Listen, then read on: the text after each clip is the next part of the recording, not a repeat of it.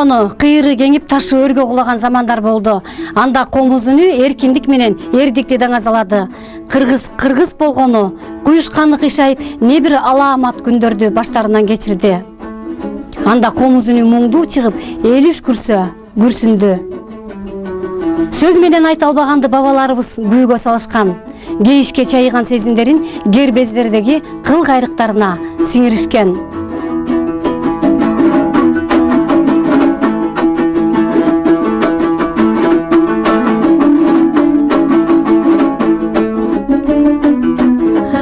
Урматтуу телегөрүүчүлөр, бүгүнкү көрсөтүүбүздү кыргыз элинин улуттук музыкалык аспабы, жан жолдошу, сырдашы, 3 кылдуу комузунун тарых таржымалына токтололук деп турабыз.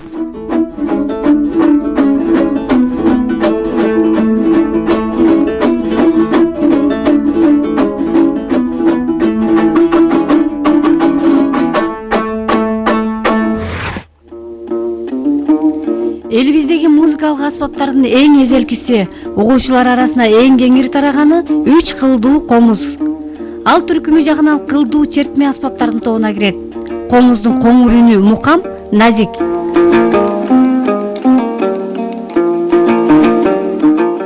Комуз өрүк, алмурут, жапайы жыгачтардан карагай, арча, жапайы талдардан чабылган.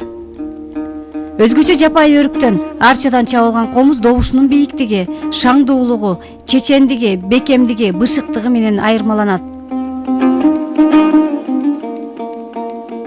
Комузду негизинен калк шайырлары өздөрү чапкан.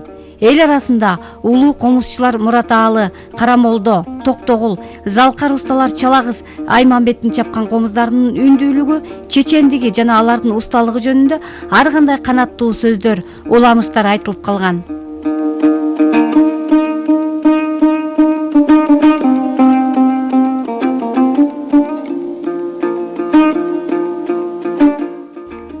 Ал эми комуздун эң биринчи үлгүсү качан жаралган деп ой жүгүртсөк, ал өтө эле байыркы аспап экенине күбө болобуз. Комуз өнөрүндө күүнүн башы камбаркан деп көөнө тарыхта айтылып келет. Байыртан келаткан күүлөрдүн ана башы камбаркан болсо, кыргыз комузу кандай шартта, качан жаралган, кайсы устанын колунан чыккан деген кызыктуу суроолор ар дайым ойлондуруп келет. Комуздун жаралыш тарыхы биздин аталарыбыздын айтуусу боюнча бир замандарда ошол тарых боюнча дагы Хуанхэ деп атап койду азыркы кытайлар өзүнүн тилине ылайыктап. Ал болсо кыргызча Сарыөзөн деген дарыя бар, чоң дарыя, Кытайдын ичинде. Ошол жакта жашачу экенбиз бир замандарда. Ондан 3000-4000 жыл мурда. Хуанхэ дарыясынын боюнда Камбар деген бир атабыз мергенчилеп кетип баратса, бир сыйкырдуу үнү калат. Бул эмне ушундук үн болду экен деп атайын акмалап издеп тапса, куураган дарактын башынан маймылдын иче куураган бутакка тийип, жарылып, ичегизип, бутактын башынан илинип калып, өз жерге кулап түшкөн экен. Ошол маймылдын ичегиси күнгө кургаганда анан шамалга дирилдеп, жанагы сыйкырдуу дабышты чыгарып жатканбыз. Анан бул сонун берет экен деп анан кийин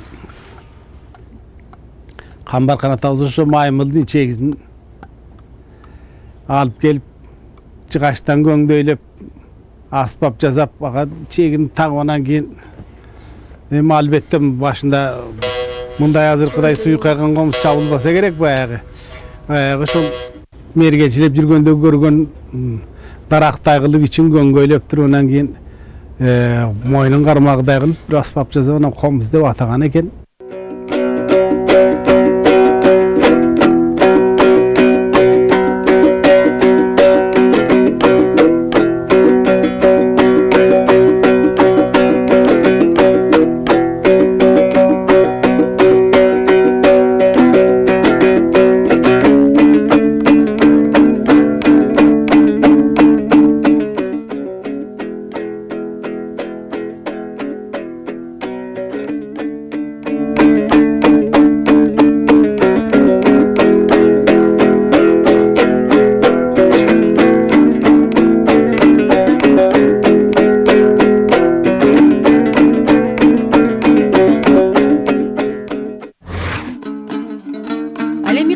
семерген ысык алкактын жаныбары маймыл ишегисине кайдан туш келип отурат? Бул олуттуу суроонун оролу да кызыгууну арттырары шексиз. Кыргыздар ооп келген эл да. Тиги 6 айдан бери сүрүлүп келип туруп калган. А комуз качан жырылган, жасалган, чыккан. Кыргыз деген ат менен ошо төрөлгөн аспапта. Ошол үчүн бири маймыл деселеп, Кыргызстанда маймыл жок. Тиги тегин териштирип тияктан издешибиз керек да. Ошол үчүн бул маймылдын ичегиси же бир башка канаттуунуку же башка нерсеники аны так айта албайбыз, бирок ошол уламада маймыл катарында айтылып калган. Кыргыз рухунун туу чокусат алган Манас дастанында кабарлагандай, комуз өнөрчүлүгү ошол мезгилде эле эл турмушуна терең сиңип калгандыгы байкалат. Карагай капкак жаптырган комузчудан жүздү алып деген сөз бар. Ал эмес, Айкөл Манас ооруп жатканда кайыңдан чаптырган комузун чертип эрмек кылгандыгы жөнүндө дагы кабар бар. Комузду аял, кыз жигит жана кары жаш дебей күйгө келтиришет.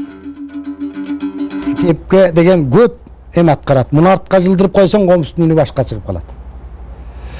Алдыга жылдырып могу жерге чейин алып келсең, такыр баш күн чыгат, чертсеңчи. Бул тепкек да көп роль аткарат. Эгер чертип атканда тепкек бош болуп, капкакка токтой минтип жылып калса, монтип атканда, анда күй да бузулат, чертип аткан обонуң да бузулат. Тепкектин касиети. Могу 3 кылды кармап туруш керек да. Кыл болсо койдун чегисинен. Арык койдуку да болбойт. Өтө семиз койдуку да болбойт. Биз тагып жүргөн жилка, момундай жибек жиптер такыр окшобой калат ал кылга. Ал кылдын касиети да өзүнчө. Көдөн. Муну комузчулар ар кандай чабат. Биягын чоңураак кылса күңгүрөп, кээ бирөө биягын чоңураак кылат. Ар түркүн комуздун түрү көп. Мына ореки мойну, бул мына ореки мына кулактар. Мына ошол кулак менен Кыргыздын бу толгоосу көп. 12, 10, 15, 20га чейин толгоонун түрү бар. Кишинин эле денесинде айтылып атпайбы, сыпатталып. Көдөнүбүз, мойнубуз, кулагыбыз. Кулак уккандан кийин айтабыз да биз бир немени. Кулак менен угуп алып анан айтабыз да ошондой эле кулак бол. Ушул толго перет. Биякта айтчу нерсеңди кулак аркылуу толгой алып анан чертти. Көрдүңбү? Адамдын эле өзүндөй жаратылышы муну. Мына ореки жерде кайыш болот. Мынчалык. Куткуну деп коет, жанагы эле куюшкан.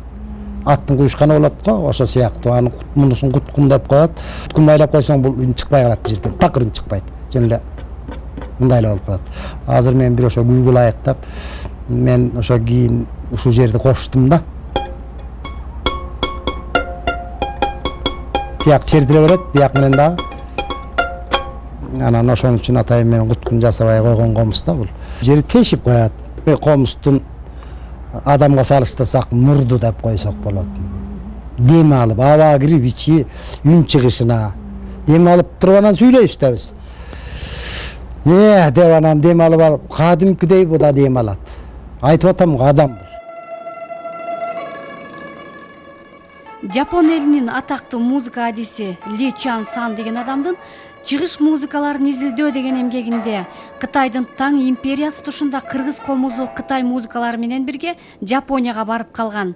Жапондуктар бул музыкага өтө көңүл буруп, кыргыз комузунун негизинде өзлөрүнүн цугару шамизен деген музыкалык аспабын ойлоп табышкан. Аладыкы да так эле ушундай 3 кыл. Алар да ушундай капрон сыяктуу тартышат, ушул биздин капрон кылдай. Тепкегинин бийиктиги да так ушундай. Анан кийин корпусу болсо, ушу моюну болсо, ал чечилет да алар. Чечилип жана чамаданга бөлүнүп эле, салынып анан кейс чаап койгондой кылып эле колуна чамадан катары көтөрүп алышат. А биз кайда жүрбөйлүк ушул чехолго кийгизип, анан ушул болгон турпаты менен мына ушундай 1 метрге жакын эме менен 70 см, 80 см болот ушул. Ушул экини бир көтөрүп жүрөбүз да. Япондордун өзгөчөлүгү бизден ушул 3 кылга жанагы мындай калак түрүндө. Биз ошол өзгөчөлүгүбүз ошо барганда ошол жерге колубузду баягы ушул тырмактар менен чертип, пальц манжалар менен черткенде чыгып алып, колдорубузду карап, 3 кыл экен, бизге окшош экен, моюндары деле бирок бизден кичине корпус узунураак болот алардыкы, мындайынан кармап жиберишет. Ошол 600 жылдары биздин доордун 600-500 жылдары Кытайдын императору Японияга императоруна конокко барып, ошол жерден комузчу кызды көргөн экен. Биздин комузду черткен. Япониянын императорунун сарайында. Таң калыштуу. Аякта япондордо комуз жок да азыр. Бирок комузга окшогон инструменти бар. Биздин комуздан чыккан неме азыр чертип жүргөндөр ошол. Ал эми Кытайдын Турпан шаарынан табылган кыргыз комузун архитекторлор мындан 1000 жыл мурун жасалган деп божомолдошкон. Комуз чабыда эң биринчи комуздун материалы жыгачы керек болот, аны тандаш керек. Тандаш үчүн көбүнчө жемиш жыгачтар жакшы үн берет да. 50 сантиметр кылып кесип алабыз, дөңгөч. Диаметри 30 сантиметр болуш керек. Анын калыгын сыйрабыз. Чанагы деп коет да. Жана ылдый жагы, ошонусу жасалат.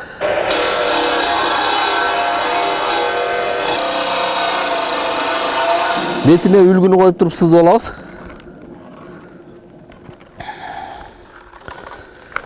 Бул чанактын үлгүсү да.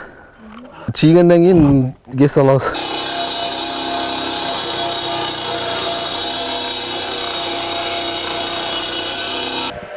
Дөңгөчтү кесип алгандан кийин тиги кичине станокко барып сүрөбүз. Мындай алып кесип алгандан кийин ушул станокко сүрүп алабыз, эки бетин түздөп.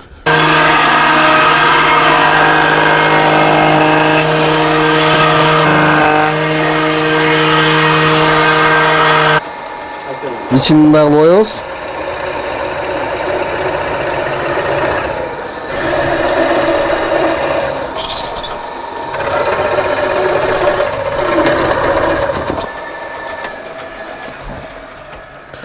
Мындай кылып ичин оюп алабыз. Ичин оюп алганда бул уже суу боюнча аз даяр болуп, бир жай бою кургатпаса кургабайт да, толук кургабай калат, анда жарылышы мүмкүн кийин. Бир жай сушилкада туруп кургагандан кийин мындай болуп калат. Бул кургагандан кийин муну кайра түздөп сүрүш керек. Бул анча-мынча ийилет да. Мындай кайкы жерлерди ушул аспап менен гана сүрүлөт, башка сүрүлбөйт. Мыналарды, мындай жерлерди. Өрүк кургагандан кийин аябай катуу болуп калат да. Аспап аябай курч болуш керек, антпесе өтпөйт. Ушундай кылып комуздун формасын келтирип алабыз. Келтирип алгандан кийин баа мурдакы эле илгерки ыкма менен стамеска менен эле ичимдүү эле жасайбыз. Муну комуздун өзүнүн эмесине карап, кичинекей комуз болсо жукараак кылып, чоң комуз болсо кичине калыңыраак кылып ушуну жасайбыз ичин. Даярдап алгандан кийин моюнун улайбыз мындай кылып. Экөөнүн бул жерин улаш керек, аябай кынап. Бул жерге да мастерство керек, кынап отурушуш керек. Бир суткада эле бекем кармап калат да, бир сутка кармаса эле болот. Андан кийин моюндун үлгүсүн мындай коюп туруп чийип алабыз. Моюнду центрин чыгарып, ана моюнду мындай кылып чийип алабыз. Чийип алгандан кийин ана моюнду жасайбыз. Мондай баштын өзүнчө үлгүсү бар. Комуздун башынын. Аны өзүнчө бу жерге коюп туруп, могул жерин косточка деп коет, могул жерге кылды көтөрүп турган нерсеси болот, ошол келиш керек. Ошону метка коюп алабыз да, анан муну мында да метка бар, экөөнү келтирип туруп, анан баштын немесин чийип алабыз, баштын үлгүсүнөн. Моюнун жасап, башын бүтүргөндөн кийин косточкасын тагабыз муну. Кылды көтөрүп турган бу жерде теги бар. Мындай кылып башын жасайбыз. Аркасын оюп. Андан кийин ошондой кылып капкактайбыз. Капкакты курап, анан мындай кылып чаптайбыз, мына даяр кылып. Чаптагандан Капкактын калыңдыгы өтө калың болбош керек, өтө жука да болбош керек. Өзүнүн нормасы бар да. Ошон үчүн капкак термелип туруш үчүн тешип коет, ичиндеги аба чыгып кирип туруш үчүн. Муну кулакты кол менен жасайбыз, ушундай алып бычак менен жасайбыз, өгөө менен убараланып атып ушундай алып жасайбыз. Мунун тешигинин бер жагы кененирээк, бул жагы кичирээк болот да. Ошондо кулак мындай келип токтойт. Нар жака до конца кирип кетип анан шылкылдап айланма болбойт да. Мына комуз даяр болуп калды. Буга эми кыл тагыш керек. Ушул мыкка кыл илинет да. Бул центрда болуш керек, бул жака болуп калбаш керек. Комуздун узундугу менен кылып алабыз дагы. Швеган алып жасайбыз дагы. Анан кылды мындай кылып өткөрөбүз.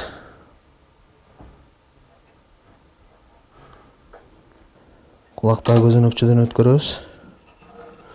Өткөрүп туруп башты түйүп коебуз кылдым. Бул жагын кичине узунураак кылып алабыз комуздан. Жана узунураак кылып алганыбыздын себеби ушул да, чыйратканда кыскарат. Экинчи кылда, үчүнчү кылда ушундай эле болуп тагылат. 3 кылды тең тагып алгандан кийин эми буга тепкегин жасаш керек. Тепкекти станокко мындай заготовкасын жасап алабыз өрүктөн. Мындай коебуз дагы. Анан тепкектин туруп өгөө менен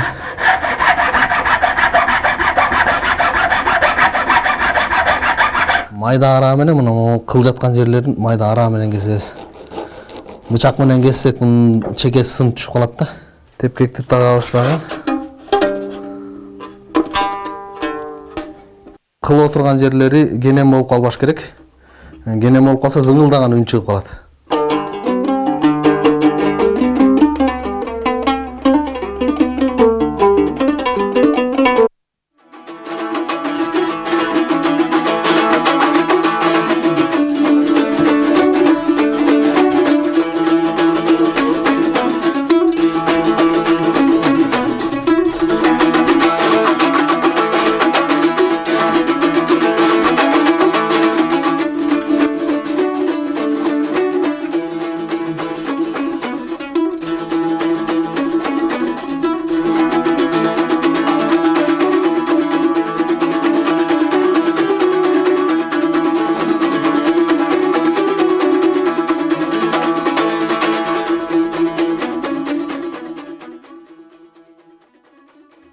Үч буро, жалгыз тек, 3 кыл комуз.